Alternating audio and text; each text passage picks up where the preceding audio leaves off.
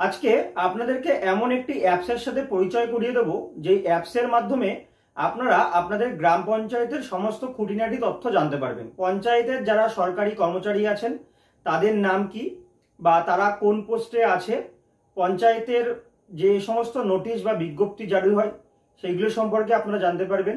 আপনারা অনেকেই কিন্তু জানেন না আপনাদের সংসদ নম্বর কত, যে কারণে আপনাদের কিন্তু অনেক জায়গায় গিয়ে বিভিন্ন রকম সমস্যায় পড়তে হয়।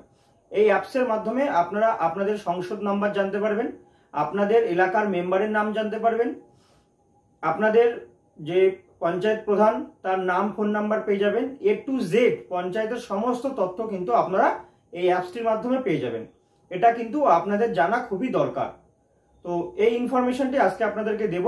ভিডিওটি শুরু করার আগে যারা চ্যানেলে নতুন তারা অবশ্যই চ্যানেলটিকে সাবস্ক্রাইব করবেন, ভিডিওটি ভালো লাগলে লাইক শেয়ার করে সকলকে জানাবেন।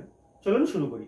তো এর জন্য আপনাদেরকে গুগল প্লে স্টোর থেকে একটি অ্যাপস ডাউনলোড করতে হবে। চলুন আমি দেখিয়ে দিচ্ছি। প্রথমে আপনারা প্লে স্টোরে যাবেন, প্লে স্টোরে যাওয়ার পরে এই সার্চ অপশনে আসবেন, এসে এখানে টাইপ করবেন বাংলার পঞ্চায়েত। অ্যাপসটির নাম হচ্ছে বাংলার পঞ্চায়েত।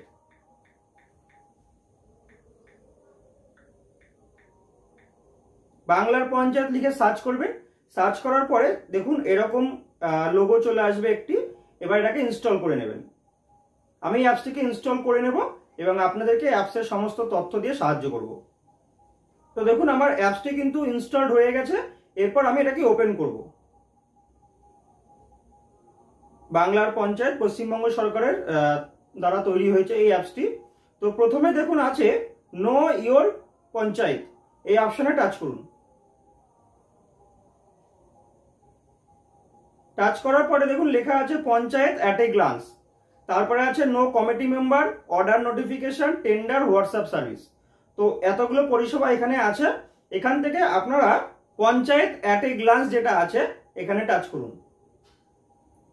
এরপর সিলেক্ট ডিস্ট্রিক্ট, নদিয়া সিলেক্ট করলাম। আপনাদের যেটা হবে সেটা আপনারা সিলেক্ট করে নেবেন। সিলেক্ট ব্লক, আমি আমার যা ব্লক সিলেক্ট করলাম। এরপর গ্রাম পঞ্চায়েত, একটা পঞ্চায়েত এখান থেকে সিলেক্ট করে নেবেন, নিয়ে এই সার্চ অপশনে টাচ করুন। এরপর দেখুন এখানে এতগুলো অপশন চলে এসছে। এর মধ্যে প্রথমে আছে অ্যাড্রেস অফ গ্রাম পঞ্চায়েত, এটা আপনারা দেখে নেবেন। জিওগ্রাফিক ইনফরমেশন, সেটাও আপনারা দেখে নেবেন। যদি দেখেন ডেমোগ্রাফিক ইনফরমেশন, এখানে এটা দেখায় আপনাদেরকে, টাচ করবেন এখানটায়। এখানে পপুলেশন দেখাচ্ছে, টোটাল পপুলেশন এই পঞ্চায়েতে টোটাল যে পপুলেশন সেটা মেল কত, অর্থাৎ ছেলে কত, মেয়ে কত। তারপরে কাস্ট দেখাচ্ছে যে এই পঞ্চায়েতের আন্ডারে এসসি কত আছে, এসটি কত আছে, ওবিসি কত আছে।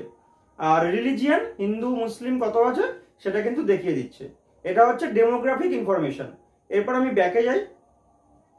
তারপরে বলছে নো ইয়োর সভাধিপতি, অর্থাৎ সভাধিপতি যিনি জেলা পরিষদে বসেন তাকে সভাধিপতি বলা হয়। তো সভাধিপতি হচ্ছে আমাদের নদিয়া জেলার তারান্নুম সুলতান মীর। এটা আপনাদের জেলার যেটা হবে সেটা আপনারা দেখে নিতে পারবেন। আর সহকারী সভাধিপতি হচ্ছে সজল কুমার বিশ্বাস। ও ব্যাকে গেলাম। এরপরে নো ইয়োর সভাপতি, অর্থাৎ যিনি বিডিও অফিসে আছে সভাপতি, পঞ্চায়েত সমিতির সভাপতি। তো এখানে আসলে আপনারা তার নাম ঠিকানা এবং সহকারী সভাপতির নাম ঠিকানা দেখতে পারবেন। আবার ব্যাকে যাচ্ছি, গিয়ে নো ইয়োর জিপি মেম্বার। এবার হচ্ছে আপনার এলাকার যারা মেম্বার আছে বা আপনার এলাকাটা কত নম্বর সংসদ, এটা কিন্তু আপনারা এই নো ইয়োর জিপি মেম্বার এসে দেখতে পারবেন। দেখুন প্রথমে আছে সুস্মিতা গোস্বামী বিশ্বাস, সংসদ নম্বর 1, তার ফোন নম্বর এখনো দিয়ে দিচ্ছে। এইভাবে আপনারা প্রত্যেকটা এলাকার বা প্রত্যেকটা গ্রামের যে সংসদ আছে সেই সংসদ নাম্বার জানতে পারবেন এবং সেই সংসদের যে মেম্বার আছেন তার নাম, ফোন নাম্বার এখান থেকে পেয়ে যাবেন। ব্যাকে আসলাম।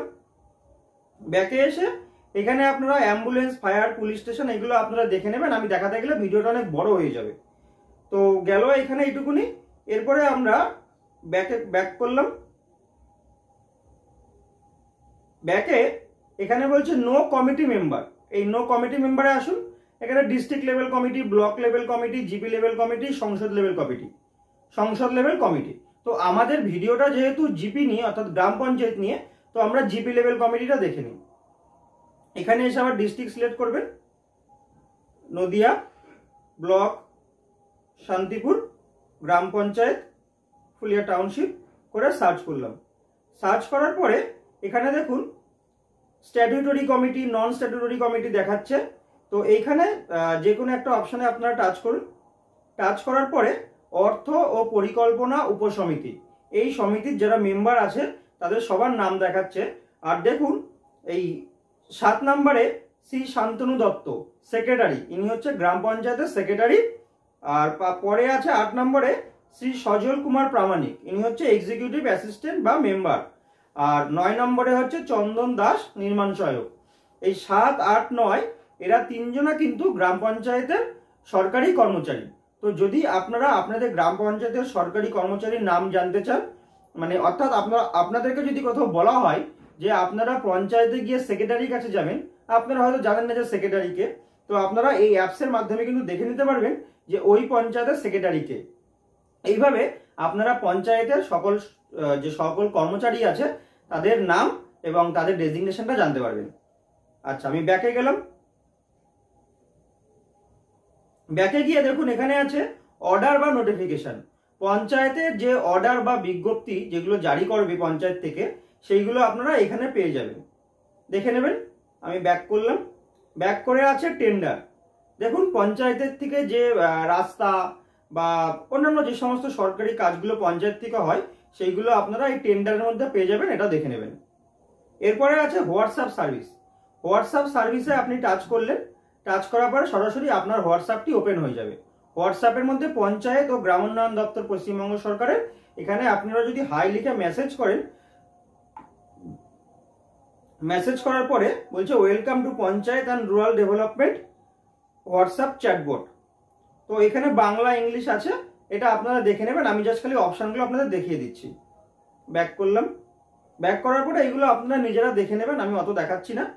দেখার পরে দেখুন নিচে যেটা আছে এমপ্লয়ি সার্ভিস, এইগুলো যারা সরকারি কর্মচারী, এটা তাদের জন্য, আমাদের কিছু না। আমরা ওপরে যেটা দেখলাম যে সিটিজেন সার্ভিস, এই সিটিজেন সার্ভিসটাই আমরা দেখব। তো এই অ্যাপসটা কিন্তু আপনার জন্য খুবই গুরুত্বপূর্ণ। অ্যাপসটি আপনারা ইনস্টল করে নেবেন। ইনস্টল করলে পঞ্চায়েতের সমস্ত তথ্য আপনারা এইভাবে দেখতে পারবেন। তো ভিডিওটি কেমন লাগলো সেটা অবশ্যই আমাকে কমেন্ট করে জানাবেন। যদি কোনো সমস্যা থাকে সেটাও কমেন্ট বক্সে লিখবেন। ভালো লাগলে লাইক শেয়ার করে সকলে জানাবেন। আজকের মতো এখানেই শেষ করছি। নতুন ভিডিওতে আবার দেখা হবে।